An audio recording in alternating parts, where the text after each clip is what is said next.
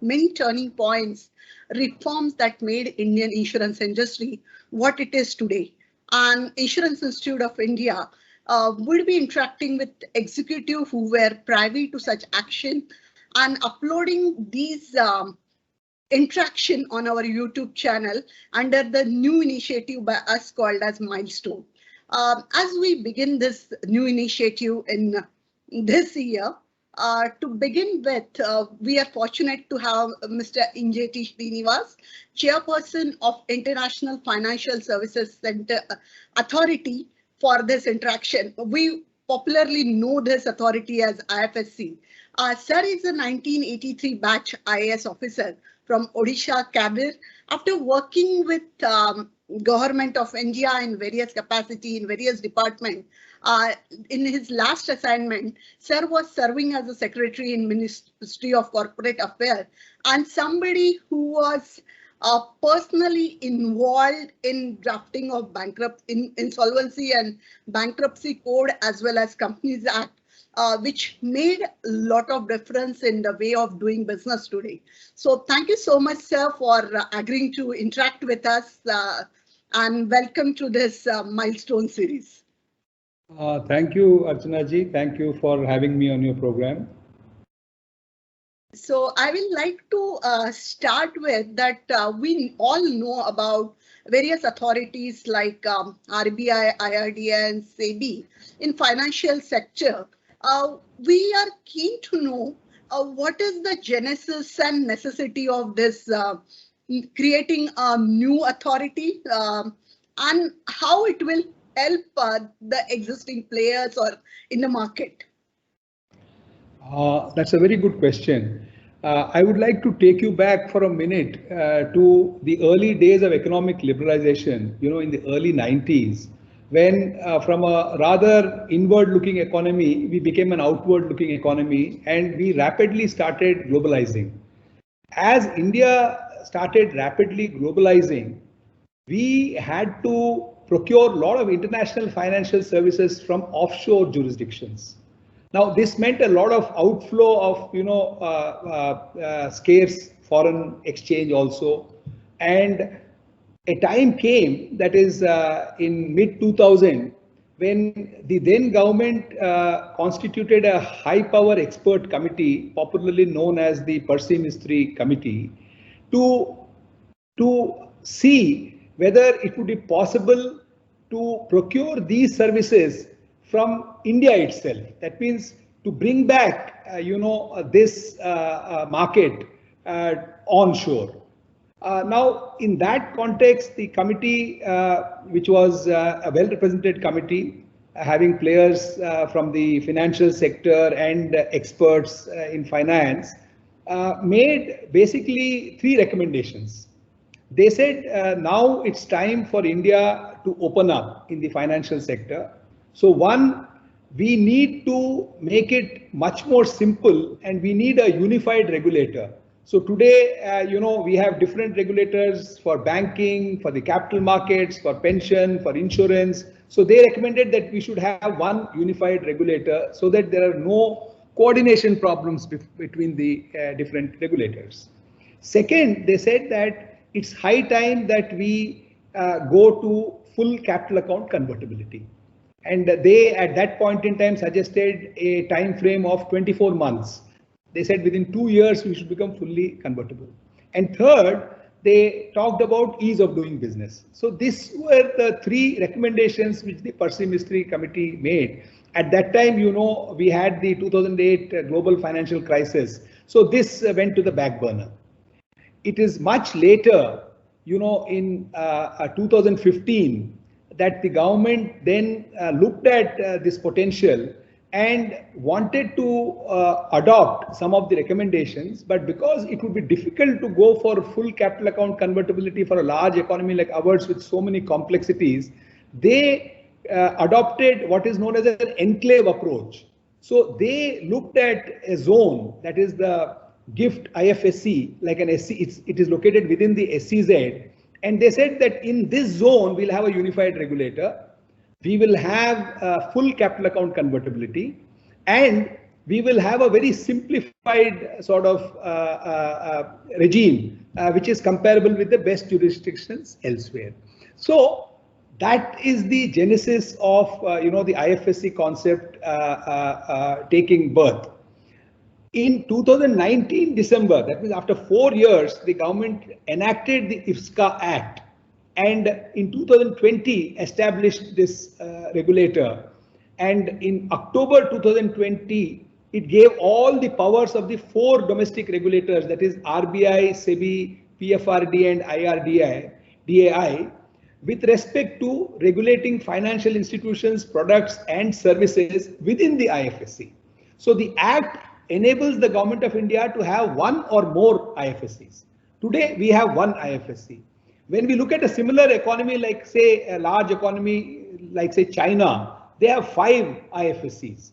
So they are a large economy, 2.5 times our size, and they sort of set up this long back, and today they have 5. So today we have one IFSC, this is the maiden IFSC, and if things go as anticipated, maybe there would be a time when you would have more than one IFSC. Now, the basic reason is that as we globalize, we will be requiring so much of global capital flows. So the idea is that we should become a leading global financial center and act as a gateway for global capital inflows into India and global capital outflows from India to rest of the world. So that is the basic purpose for which the IFSC was set up. And we have a large Indian diaspora, about 30 million, and it is estimated that they have a combined net worth of $3 trillion. So we should make best use of the non-resident Indians, that is including the OCIs and PIOs, to give a fillip to our capital needs and growth. And if you look at China, China is hugely dependent on non-resident Chinese for giving a boost to their economy. So the sum and substance is that we have all the ingredients to emerge as a large financial center. We have a large economy, very fast growing economy, a well-regulated financial sector, and a huge diaspora. All this put together, we have now created this platform, and the idea is it should act as the external engine for India's growth. We have the domestic engine, and we now want an external engine.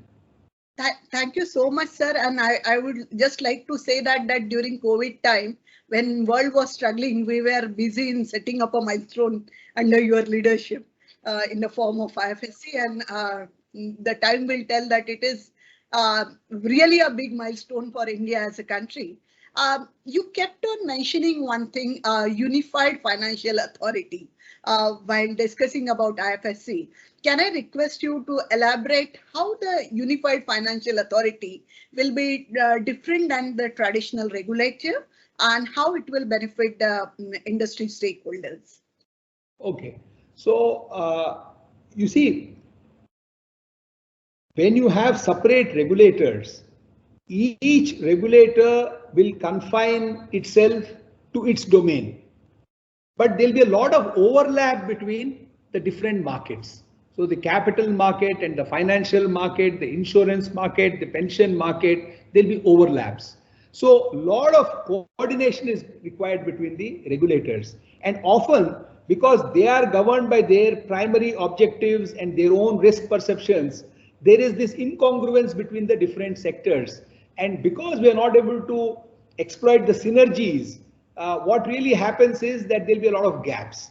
Now, we, by having a unified regulator, actually remove this problem of inter-regulator coordination, and what it becomes is an intra-regulatory coordination. That means the divisions within the IFSC will have to converge and see that they move with a common objective.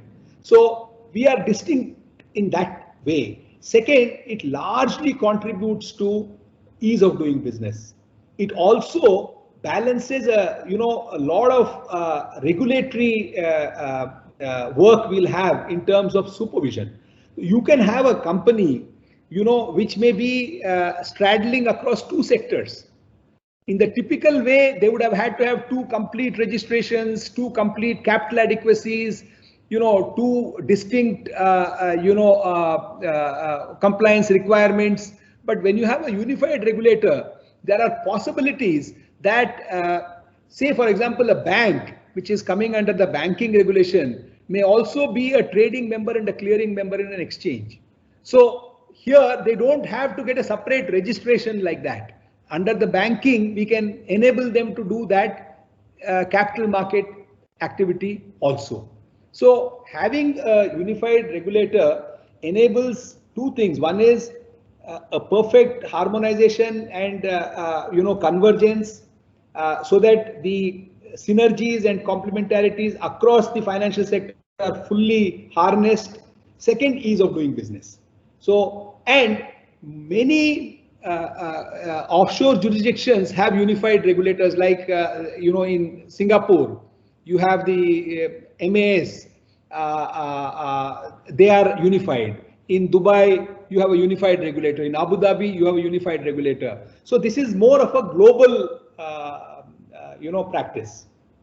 In fact, for a long time, the Indian insurance sector used to look at Dubai as for the ease of doing business example and other things. So it's really a great news that we have it in our own country now. So, sir, it brings me to my next question. That could you enlighten our viewers about the players who are working or operational in Gift City and coming under IFSC from banking and insurance sector specifically, because we believe that these are the two sectors which goes hand in hand. Certainly. So, so Archana ji, you see, for example, in banking sector, we are happy that there has been a very good progress. In the last 1 year or so, 6 international banks have taken license.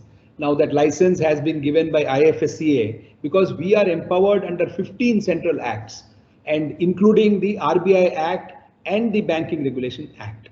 So now it is becoming truly an international financial center, because earlier we were only having the branches of domestic banks, but now you are having branches of international banks like Citibank, Standard Chartered, Barclays Bank. All these banks have come, and another 8 to 10 banks are in the pipeline at various stages. Now to explain, the banks here right now are having a combined balance sheet of close to 25 billion USD. In the last 1 year or less than 1 year, in the last 6 to 8 months, it has grown from 14 billion USD to over 25 billion. The cumulative transactions are about more than 125 billion. So what's really happening is it is getting that critical mass now. What we really look at is Indian banks have a lot of branches abroad. Most of these banks are not doing any retail banking. They are doing corporate banking only. Earlier, when we did not have an international center, they were forced to go out. Now they have a combined asset of close to 200 billion. If those assets were to migrate here, we would have crossed 200 billion and we would have surpassed Dubai Financial Center also with regard to banking assets. So that is the hinterland advantage. And one by one, banks are looking at the advantage of migrating their India-centric books to the GIFT IFSC. For example, Axis Bank, which has a balance sheet close to 5 billion, has closed down many of its international branches and has consolidated its India book, international India book, largely in the GIFT IFSC. So this is with regard to banks. Apart from normal banking, we have also enabled them to do retail banking for non-residents. They can't do retail banking for you and me, but they can, who are residents, but they can do retail banking for non-resident. That means so many NRIs are there. Today it's all digital. So they can do the retail banking, so they can raise funds. They can also cater under LRS, Liberalized Remittance Scheme, cater to the requirements of the resident entities. We have opened up many new areas like, non-deliverable forwards in INR, risk sharing, trading, clearing activities, and so many other sort of banking functions we have now opened up. So now we feel that we have a fully enabled best-in-class regulatory framework for banks. This is on the banks.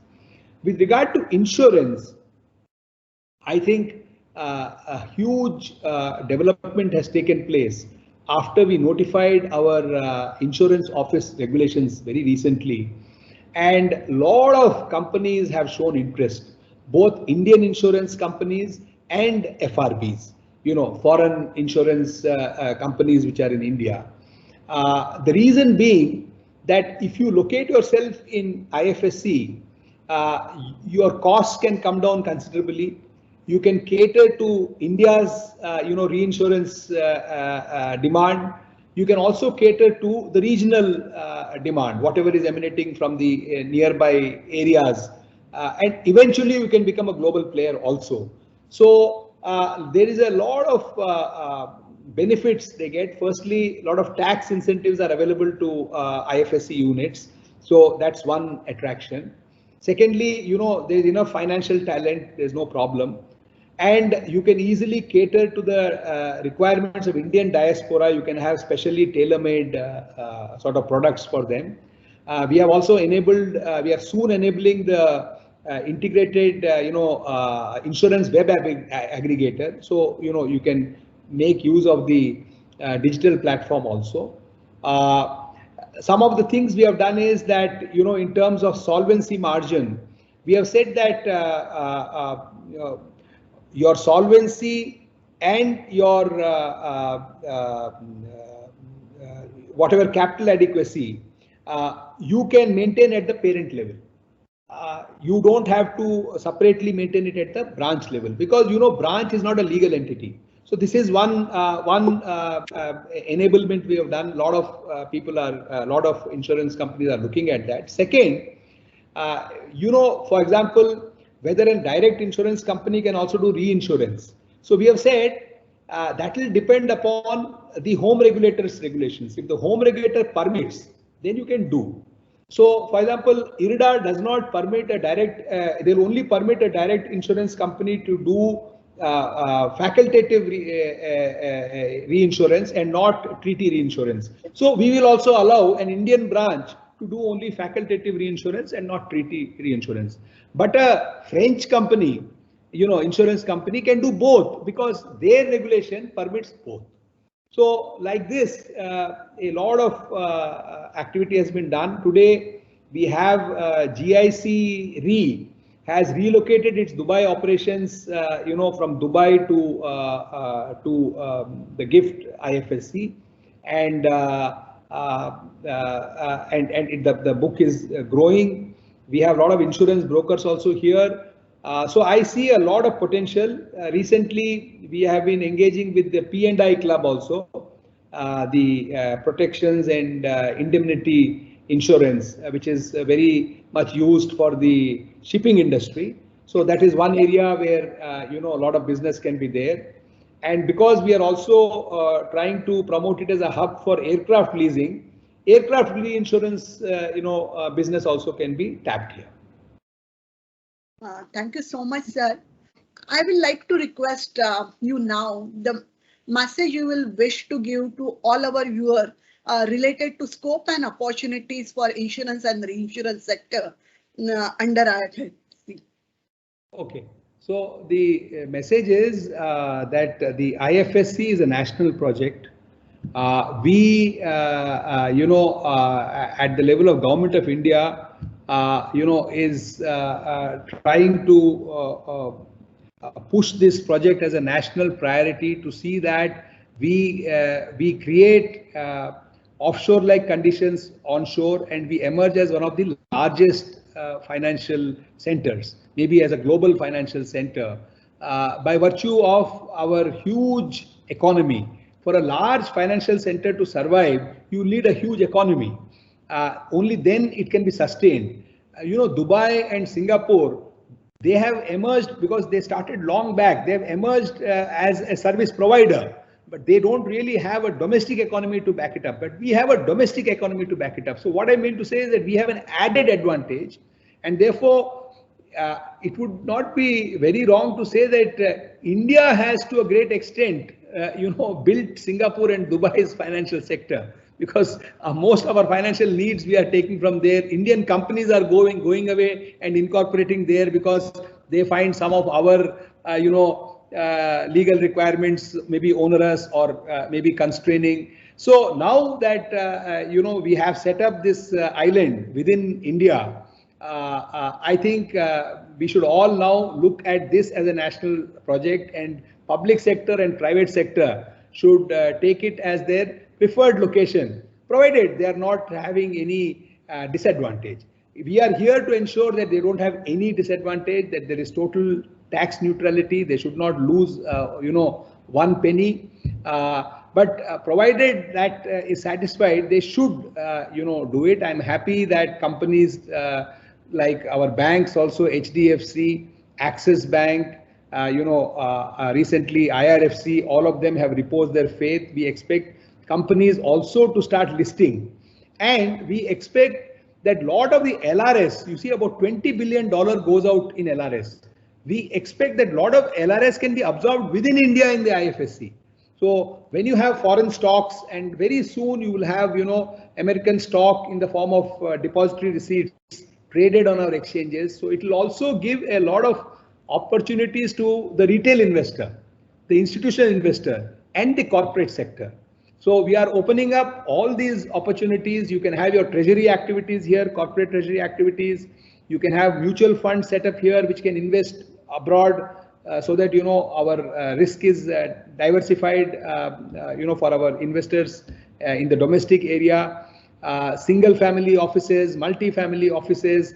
I think all these opportunities are being built, and last but not least, some niche areas like aircraft leasing, ship leasing, and even the international bullion exchange, which will be a big game changer, and which will commence operations anytime now. We are fully ready. It has to be inaugurated. Earlier, the Honorable Prime Minister was supposed to inaugurate it when the Vibrant Gujarat was to take place, but because that has got postponed, I think this program has got slightly delayed. Anytime we expect that this to be inaugurated. Gold, we consume 25% of the world's gold. We are one of the largest consumers and one of the biggest players, but we don't influence gold price. With this exchange, we will move to the center stage of the international gold market and will influence gold price, as 25% of the consumption takes place here. It will also enhance responsible sourcing, etc. So that is my message, that we should all contribute to this national priority, and give full commitment and support to this major initiative taken by the government. Thank you so much, sir, for sharing all this important milestone in this journey with us. And I'm very sure that all our viewers would have enjoyed this interaction immensely. Thank you again. Thank you. Thank you very much.